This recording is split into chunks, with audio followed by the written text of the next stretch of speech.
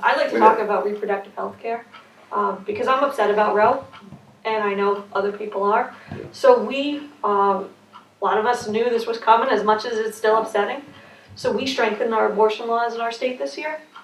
You can get an abortion not just by an MD. So we have had codified since the 90s in our state that abortion is legal, and any decision between the pregnant person regarding abortions between the pregnant person and their doctor. That's our law in our state. It should be the law in every state, but it's what we have here.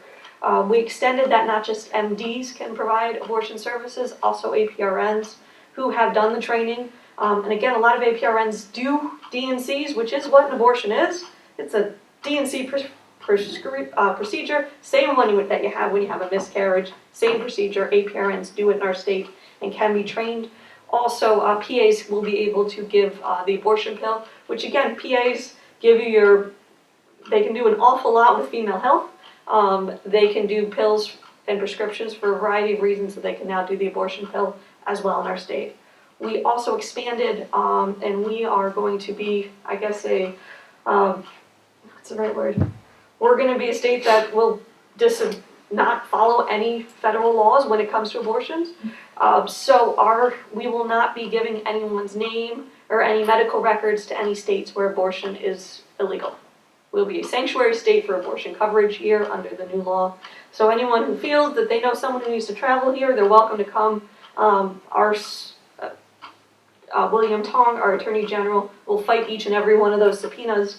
We will not be sharing anyone's medical records. We will not be following any of those crazy laws. You need to have health care here. It's going to be covered. It's going to be confidential and private, as it should be. So that's our law effective today in our state, and we voted to expand it. A lot of us did, and most of us will stand and continue to fight that law, regardless of what they do in D.C., and hope that cooler heads prevail in D.C. But unfortunately, that's our scary world right now. A lot of the talk that we're hearing is, well, you know what, you live in a state where it's not going to affect you.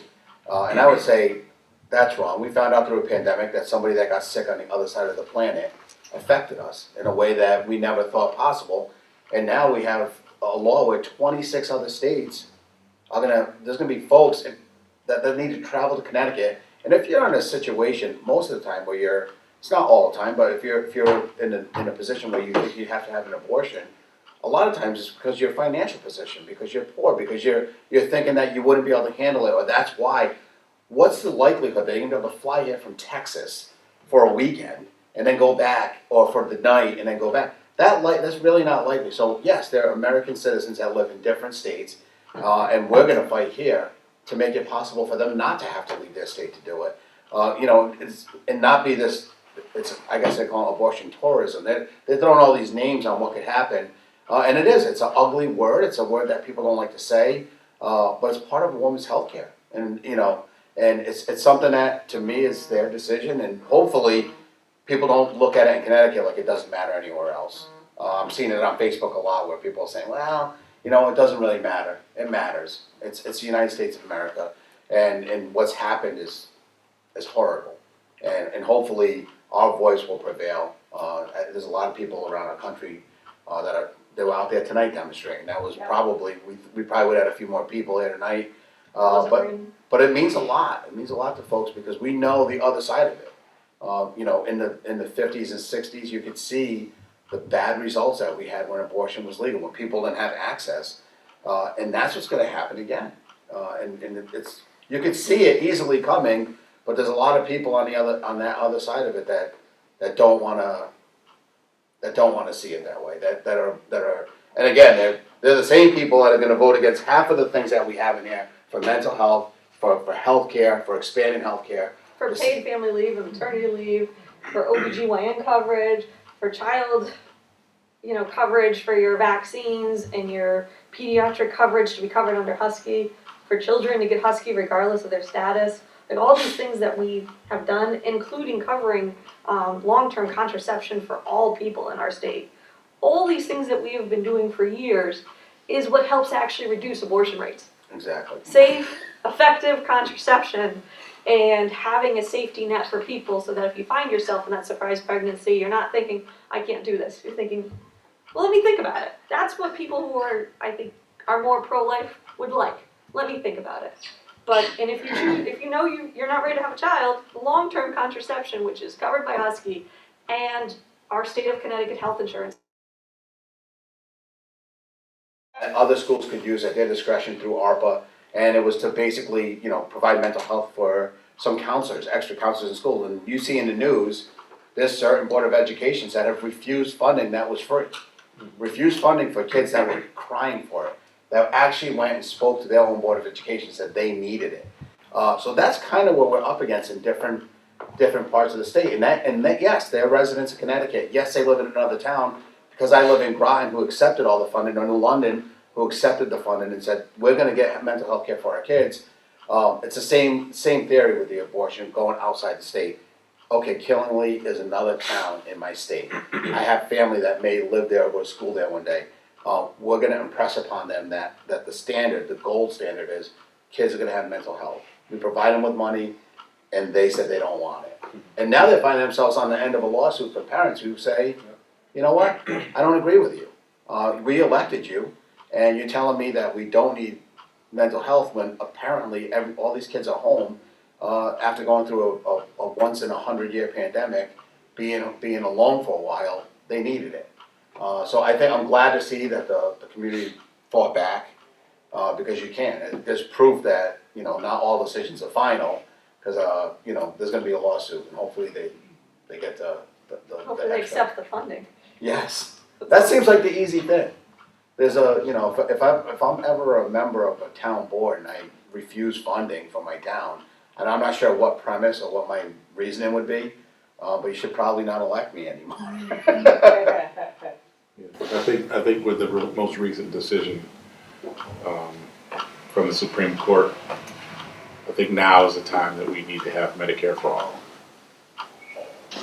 This is something that now we can see that is needed, is going to be needed for those that are going to be going through. So that is going to be a big, I think, fight in the next session. So share with your friends that we're going to need some voices because they're removing the rights that we know that have stood for 50 plus years. We need to start making sure that they're going to cover whatever needs to be covered when any situations arise.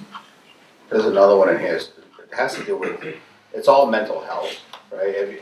When we say spending money, but the medical assistance for immigration and immigration status, what a lot of people don't realize, we have folks that we know are not here legally. And I know this is a hot button issue, and I'm a construction worker, and I hear guys yelling and screaming, if we can't take care of every American first, how could we possibly do this other thing? And how we can do it is because we have to do it, because it's a human thing to do. These kids are here they didn't come here by themselves, they're here with their family, maybe they got here illegally, but we're covering them until they're 19 years old. It went from 8 years old, they moved it up to 12. To 12. From 8 to 12 years old is where they get coverage. 7th grade. 7th grade is where your parents will feel safe to be able to bring you to a hospital. And the funny thing is when people feel safe and they have access to good health coverage, on the insurance committee, when I was on it for 2 years, story after story of folks that were DACA kids, and then it was all in question, that this one girl told a story and said, I had my stomach and it was just killing me. Finally, after 2 weeks, they got taken by an ambulance to the hospital, Yellow Haven, and she said 2 weeks later, I found out I had an obstruction in my stomach. And I'm in this public hearing, and I said, can I ask you a question? When you said 2 weeks later, it took them that long to figure out that something was blocking your stomach? And she said, no, I'm sorry, they put me in a chemically induced coma for 2 weeks. Then I woke up, then they told me that they had to take out a section of my stomach. She spent 7 months in the hospital at Yale. 7 months. And this is when my idea started changing of who we need to supply health insurance too, because I didn't know if I was always, you know, I don't know if this bill would have been on my radar before I got up here. But after hearing her story and understanding that the bill was about $1.8 million after 7 months, that obviously didn't get paid by that person. If she had $1.7 million, she would have had health insurance already. She didn't have that. How it was paid for was by us out of our insurance premiums, which is fine for me. But for other people, they say, well, I wouldn't want to pay for it. At what point do you make a decision you're not going to help somebody? Insurance coverage, yeah. So that's, Is there a happy medium anywhere? Because years ago, where I was growing up, the state I was growing up in, people would, even if you were on, everything was Medicaid, not all the different names, but Medicaid, you would still have a little bit of a copay for things. Yeah. And from what I understand, there is no copay for anything if you have Husky or any other kind of state aid. And I certainly know with the expansion, there are people out there who can certainly pay a small copay. And I think So if you qualify for Husky, which is income dependent, if Right. you're below that income level for Husky, there's no copay. Right. But there's also through Connecticut Access Health. right, That's for everyone. You apply for Husky through Connecticut Access Health, and you put your income. So if you are over income for Husky, then you see the low income Connecticut healthcare insurances. Yeah. And that has copays and deductibles depending on what you wish to spend. So Okay. folks are getting that expansion, are getting copays or deductibles yeah, through and I- Connecticut. Not every state participates in the expansion. We choose to participate in the expansion and in a multi-level insurance. So what I might put in for my income, the results on Connecticut Access Health would be vastly different than what someone else might put in for their size of their household and their income. I'm just aware of my own child who was working 50 hours a week as an EMT, saving lives, had a very large out-of-pocket premium, not premium, no, Deductible. deductible, thank you. And a friend's kid who decided he wasn't going to work. With the expansion, he was totally capable of working and totally healthy, got on Medicaid, didn't pay a cent for anything because he wasn't working. So I thought, man, that would really piss me off if I have my daughter, who, like, you're working your butt off, paying for everything, and still have huge medical bills, even though you have insurance versus somebody who isn't paying a cent. So I gotta tell you that. I think that's a little I know that frustrating. feeling comes from because I work in construction and the guys, we work and we're outside and it's cold, it's like, why isn't that guy working? Why don't they have it? And here's the thing, that story I just told, if we had provided insurance where she had it and she had a regular primary care doctor, that care doctor would have said, hey, you need to go to the hospital right now. For an outpatient procedure. For an Right. outpatient procedure, that Right. would have cost not 1.7 million, it probably would have been Right. 30 grand. Right, right, But right. still less on us, and I think that's where I think, first it's a moral issue, like, we wanna make sure people have access, but it's more of a financial issue to me. If people had a primary care doctor first, Yeah. and then they knew, hey, Joe, you know what, I don't have insurance, I'm not gonna go see a doctor, I'm fine. I go with untreated blood pressure for 25 years or 20 years, which I've been on blood pressure pills for probably 20 years now, I'm 50. And I chose not to change my eating habit. I took a pill instead. But the reality is, if I just go untreated and I have no idea that my blood pressure is 160, eventually you're gonna be paying for my stroke and my treatment for the next 20 years after my stroke. And that's why I think if we can get people into the fold where they feel comfortable. I remember going to my meetings at my private company in the 80s and 90s, early 90s, we said, hey, you guys, we used to have no copays. I don't know if you remember those. Yes, I do remember You used to that. just go to the hospital. If you were sick, you went to the emergency room. Yeah. They had us have education. They took us and they brought the insurance people in. We were construction workers. He made us come off company time, but they explained to us the difference in pricing, whether you went to your own doctor and got help or just waited the next day. Are you really sick? They said, we don't want you thinking you're gonna be sick or die and not go to the hospital, but can you wait? If it's a flu, could you just go overnight and then go see your doctor in the morning? And that changed it saved the company a lot of money, and I think it's gonna be education, because a lot of people say, oh, they just go when they want. But those people, a lot of people don't know that they should have a primary. Right, And I'm just wondering if it's beneficial for everyone to have a little skin in the game, a So, little skin in the game. again, I know your situation, but the healthcare laws on Access Health has changed drastically in the last 2 years. So what you're thinking, what that person in your family got 2 years ago is not how the income works today. Okay. So I would say, why don't you take a look at Access Health, maybe put in a couple incomes?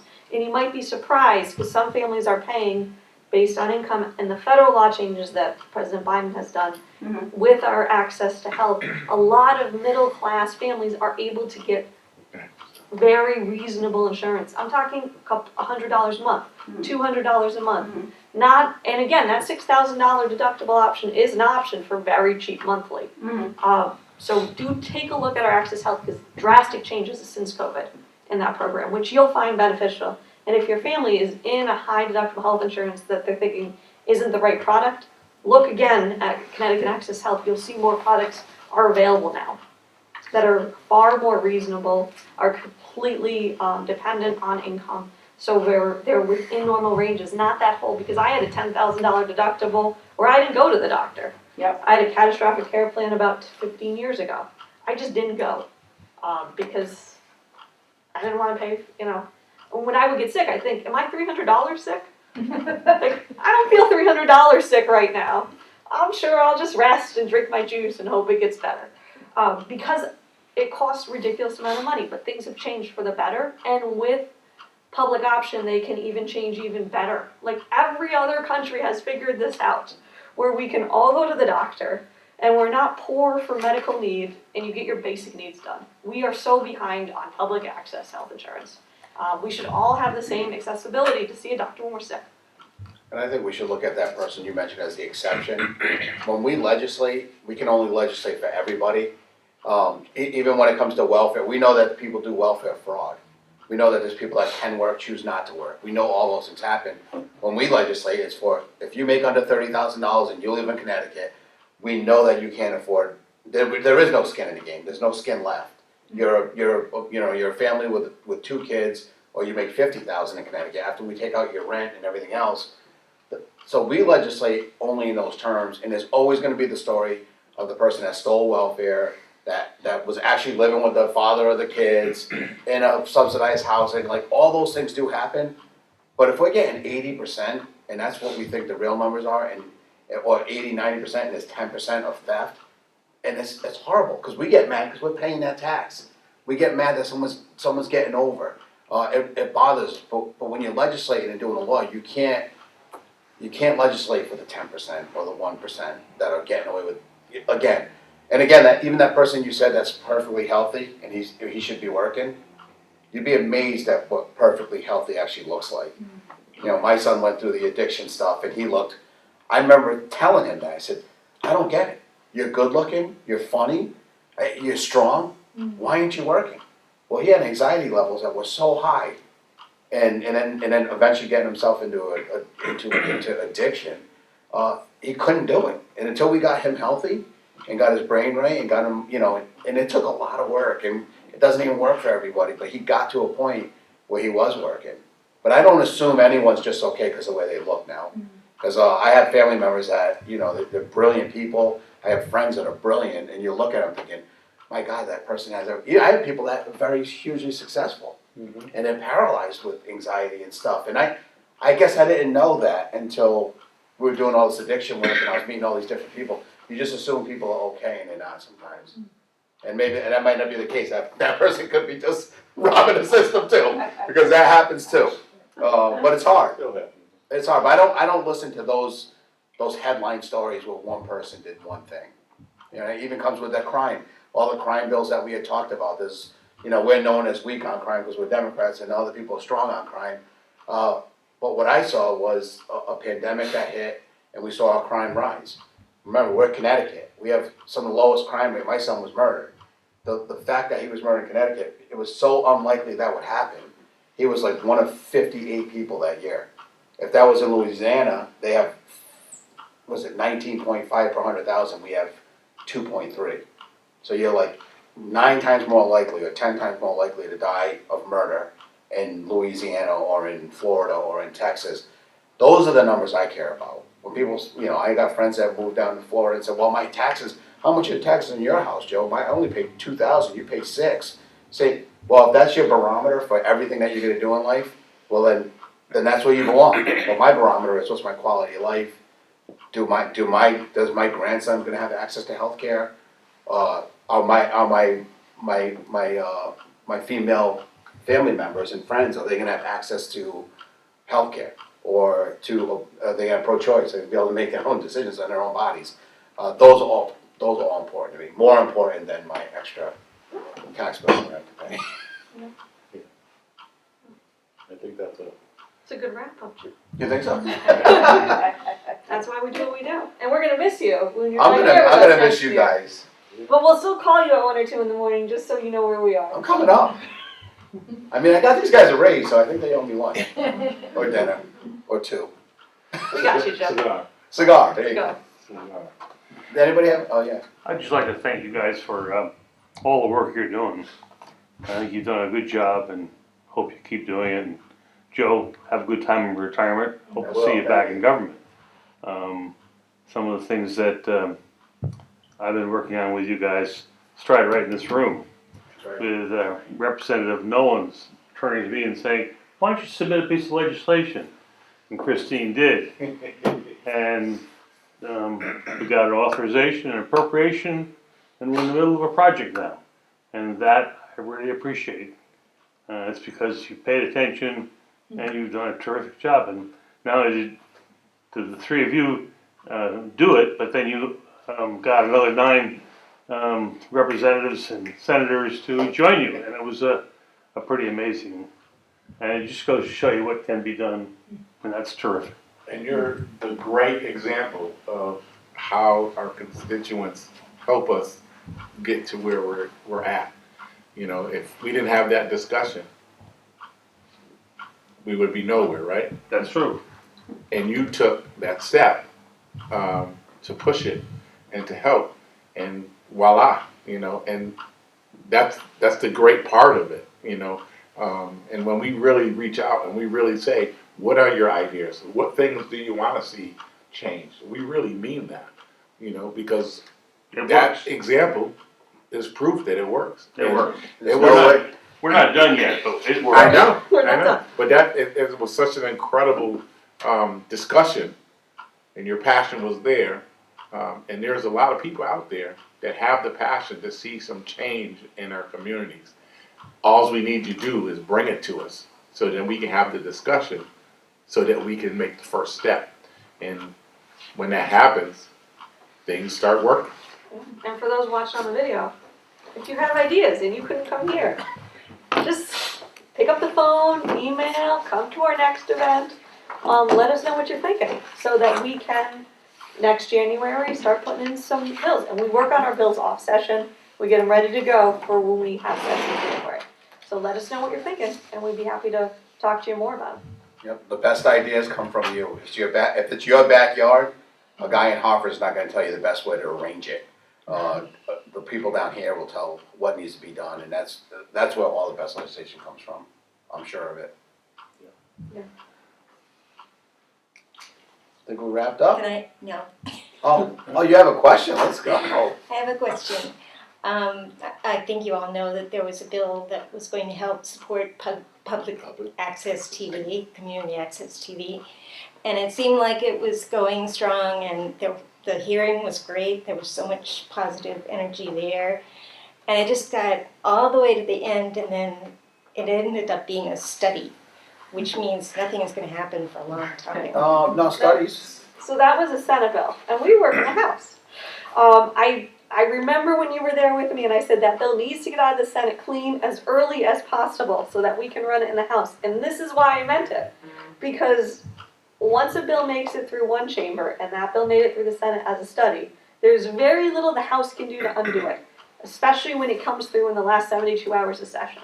So it's not, they had a great public hearing. Everyone was supportive of it. The committee was supportive of it. And then the bill sat in the Senate for 2.5 months. And the Senate was in session, and the bill did not make it out. And then it made it out the last minute as a a watered down study. And a study's not a bad thing. You need a little more time. And hopefully it'll come up next year as a better idea. But in the meantime, the public access TV stations are wondering, what do we do for funding between now and for another year? It's really going to hurt folks, and that's why it's so important that bills make it out early, so that they can make progress. I sit on the screening committee in the House, which is one of my subcommittees, and we debated calling that bill. And we said, is it worth it to call that bill as it came out of the Senate? Because we couldn't send it back up and amend it. There was no time to pass a different bill. We end midnight the first Wednesday, and we have to end. And when it came down to us, there wasn't enough time to change it and send it back up. So there was a big discussion. Do we do something with this and have a study happen so that it can hopefully be ready? Or do we do nothing? And the choice was, well, let's do something. It's better than nothing, but it would have been better for public access if that bill made it out of the Senate clean. And unfortunately it didn't. So please talk to your senators and tell them, if you have a bill that's really important to me, and if you have a House bill that's important to you, we need to know early, because we have limited time. That's a big problem sometimes, is that people come to us at the last minute and we don't have, sometimes there's a lot of deal making that goes on. And bills get taken out, bills get put in, bills get changed, and then people bring in things that they say, oh, well, we want to see this happen. Yeah, but now, if we want to put something new together and present it, then that opens the door for something else maybe coming out. Because we have to find funding, we have to get people to agree, and to agree, sometimes things get put in some bills that we don't want in some bills. But because it's a bill that you wanted, do we sacrifice the bill or do we get part of the bill? And those are the dilemmas that we run into. And I wouldn't look at the study as an awful bad thing. I mean, I know we needed the money this year, and I knew and I was very supportive of it. I think it's something that should have passed, but when you do get that study, there's a lot of people that are on the other side of that bill that, the overwhelming opinion for a young person that's in the legislature, or for even some of the older folks, say, oh, well, everyone just goes on YouTube, and that's the medium. That's the information channel. I think they're missing a humongous group of people that actually still tune in to watch this public access. There's folks that are sitting at home right now that this may be the only time they see us, because they don't watch me on YouTube and do my Facebook videos. They don't see that Not part. everyone watches Not CTN. everybody watches CTN. No, but I think that's important because the discussion's happening now. The bottle bill took 6 years to go through, and I know it's different because we say there wasn't enough time, but they all thought they were going to be out of business before the bottle bill got through. But it started with discussion 6 years ago, and it kept moving on, and it's a tough bill and wasn't easy. This one I think is obviously an easier climb, but they have to understand what they'd be missing. I know how it's been, for me, it's been very effective. We used it to raise money for our gala 2 years ago, or last year when COVID happened. To have access to something like that, it's not something we would have had as a community group without them. So I think you're going to see a lot of interest in it next year. And when the study comes out, it's very important for us to see that study. That means that a group got together and talked about it. It's not just a group of people that think this should be done. Now it's actually, there's been something happening in the movement, so I wouldn't look And the down. last thing about time in the House is when Anthony was talking about the Juneteenth bill. We didn't think that was going to be a 4 or 5 hour debate. No, that turned ugly. It turned long. And on the schedule, because there's scheduled events every day, there's a plan every day. The plan doesn't always happen as we expect every day. You're right. So you have bills like Juneteenth bill, which is so important, and then when some horribly racist things were said from members not of our caucus about folks, we could have said, oh, I'm sorry, we only planned on talking about this for 2 hours. We now need to not pass Juneteenth. We're going to let the racism stand. But indeed, there was a change of plans, which said, no, we're not going to allow racism to stand in our chamber. We're going to continue to debate this. We're going to pass this bill. And that's what happens is other bills didn't pass during that time period because we spent 4 or 5 hours on equity, which was really important to our state, in my opinion. But that's why it's so important for bills to get out early, because come the end of session, when there's a change of plans, when we have to talk about equity, when we have to slow down our day, there also comes a point in time where people get tired and need to sleep, and need to have a little break. There's time when our staff needs their 6 hours required to sleep and shower before we come back again. So it's really important that we do our work, but then we also know the last few days we have late nights and we signed up for it and we're okay with it. But we appreciate folks go with the punches and go with the flow with us. And we'll be back again next year to keep the fight. And people will talk forever to kill a bill. Well, that's what makes it hard being on our side, They'll talk because forever to kill a bill. there's been things that have been on the House floor that was so offensive to me. And I normally I'll speak up. When I hear something, I mean offensive, like you guys would be really sickened to hear. And you don't hear it because you're not up at 2 o'clock in the morning, or even at 4 in the afternoon watching CTN. Most people don't watch it, and I get it. But we have to sit there and listen to the things that come out of people's mouths. And I won't get up and talk on most of them because no matter what the bill that they're talking about, no matter how bad it is, that it's gonna pass. But if I go up and say something and make them mad, they'll talk for another 4 hours and maybe it won't pass. So I don't want people to be confused if you say, God, I can't believe Nolan or Chris or Joe didn't say nothing. Because that's just offensive to me. And I wish my representative said something. A lot of times it's because, like, she's called me, Joe, don't talk. Leadership saying, don't say nothing. I'm like, Chris, like, they say stuff and people start running from the Capitol, from their office or from the LOB to want to talk. And it's like, no, don't, because the bill's going to pass. We have the votes. And it doesn't mean anything. It means a lot to us. It's hard to hear certain things and not be able to speak. But that's the part of being political that everyone doesn't understand. And that was some of the explosive things that happened in regards to the Juneteenth bill. So if we were watching it, we could then send an email to that nasty person and say, that was so offensive, right? I mean, maybe they wouldn't care, Yeah. but. Half of them just, what we're worried about is that the last thing that is said is negative, wrong, and racist. Yeah, And if we don't make a comment about it, then that's how it stays. yeah. So that's why it becomes such a struggle for us. And some of us will heed instruction from leadership and say, okay, I'm gonna let it go. And you're holding your teeth and you're, and then there's just sometimes you just can't, you have to, Yeah. You have to go with what you go. And during the Juneteenth thing, I literally had to go over and pacify our colleagues across the table because they thought that what I said was threatening about them saying racist things. And I was like, they're mad, they're what? And I literally had to go, and there's even a photo of me talking to a few people on the other side saying, look, that's not what I meant, that wasn't my intention, your support for this bill would be great. And I felt like a fool going over there. Because you really wanted to say something different. I did, but I ended up getting the spirit of, of do right. Political compromise.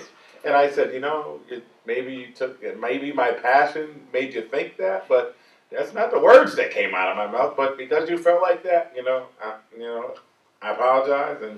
Well, I'm on the floor, and I had to listen to a rep from Stanford say it was the bill on reporting. So if you got raped in college as a freshman, if you were a senior and graduated, I had to get held back. Conley got it. But so now you got raped as a freshman, and now you're a senior, and you just about to graduate. There was a 4-year term of how long or before you could file charges. We want to extend that to 8 because through studies and people talking, a lot of people wouldn't have the confidence because, as a freshman, you don't want to say, oh, a senior raped me. But now all of a sudden you're a professional and you work and say, you know what, that wasn't right. 6 years ago it happened to me, 7 years ago. But at 5 years they'd say it wasn't right, but I can't even make the claim now, it's too long. So that was the bill, right? And this representative stood up and said, if it wasn't for alcohol and short skirts, we wouldn't have to worry about rape in this country. And you wonder why I had to get physically held back by another Democrat. You didn't speak on it, right? No. I think we sat on it. So I was not. They knew if I got in the chamber, not only would that be another 6-hour debate, but I would have had a lot to say. And all because, the bill was gonna pass anyway. And again, we have people that reach out and say, why didn't you say something? It's like, you think I didn't want to say something? You Okay, think so Chris like, Conley we had one wanted- person said something, but it would have been, if each person who was offended Oh, yeah. said something, we'd still be there. I think even on the other side, they were pretty offended. Yeah. I think there were a lot of people on Yeah. both sides. Okay. But no, I was not the most diplomatic person in the room at that moment, I have to say. So in closing, we have major public apps, little packages. If you haven't gotten one and you want one, you can email us and we'll send it out to you, just so you can have an understanding of what myself, Joe, and Christine took part of this session. We had a great time, and we thank all the supporters out there. And you know, this is election year. Not for me. For two of us. Make So sure you vote. we're hoping that you come out and vote and that you support us to continue to go up there and do great things for New London and Groton, and just make things work. Thank you for coming. Thank you for listening at home, and we wish you a nice evening. Thank you. Thank guys. you. And thank you guys. Yeah, we appreciate it so much. We know you work really hard for the good of us. We appreciate it. Well, we appreciate you more than you know. Coming out on this rainy New London day. Yeah. Yep.